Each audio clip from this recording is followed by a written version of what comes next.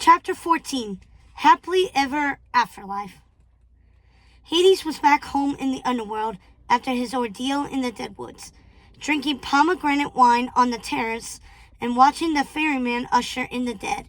He had grown to love this view of the river Styx and made it his nightly ritual to watch as the dead first set foot on the shores of the underworld.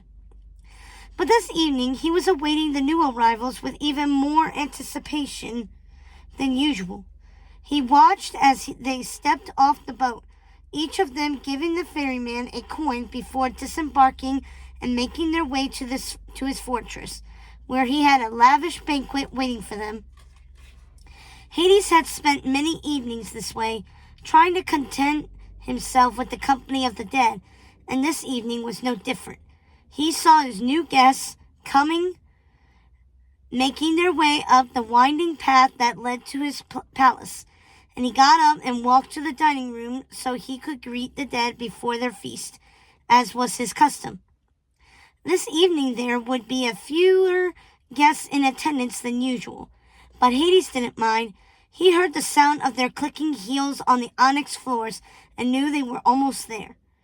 And then he saw them, his witches, his Lucinda, Ruby, and Martha, looking exactly as they had the first night he met them. "Welcome back, witches," he said, smiling at them.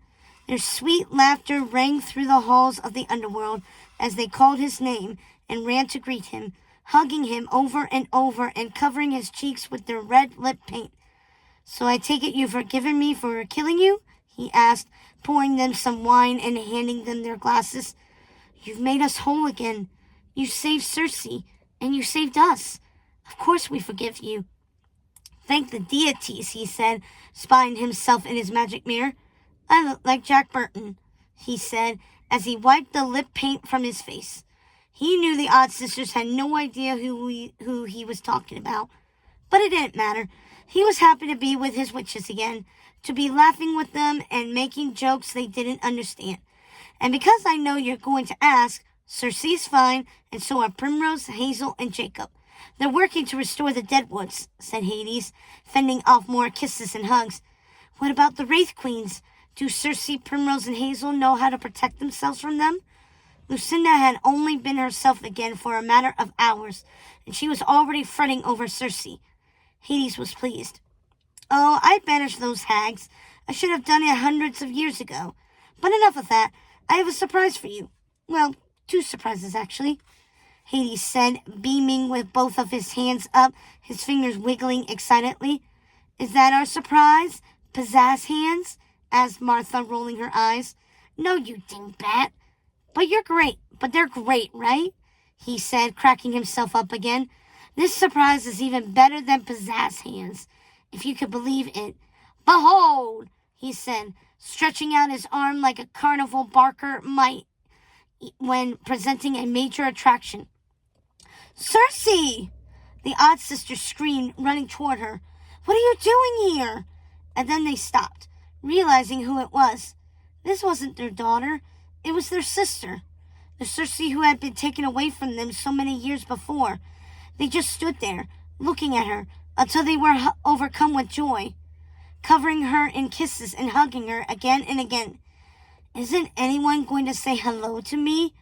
It was Florence. The Odd Sisters gasped, rushing over and fawning over her, giving her kisses and scrunches behind her ears. "How did you get here, you wicked cat?" asked Lucinda, picking her up. "Florence has been with me for a while now," said Hades, scratching her under her chin. "It's only fitting that the great Hecate take her place in the underworld where she belongs." Hades smiled at them, flashing his dagger teeth and brilliant yellow eyes. "That was our secret, Hades," said Florence, eyeing him. "Oh, come on. We're all family here, and it's not like they wouldn't guess once Circe eventually sees fit to change you back into your real form," he said cheekily. "What's this? What's going on?" said the Odd Sisters as one. They had no idea what Hades was talking about. "Everyone calm down. We could talk about it over dinner.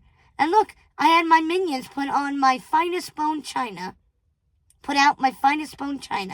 he said, cracking himself up and filling their skull chalices with more wine. Get it? Bone china? This time the Odd Sisters got the joke, and they all ended up on the floor laughing, dropping their chalices and spilling their wine. Let's make a toast, Hades said, handing them each a new chalice. To family. He held up his chalice with one hand while petting Flance with the other. To Circe, to Hecate, and to my little furies. May we all live deliciously. Hades was happy, happier than he had ever been, and he wondered if they deserved such a delicious ending. But he didn't care. He finally had laughter in the underworld again. His witches were home at last.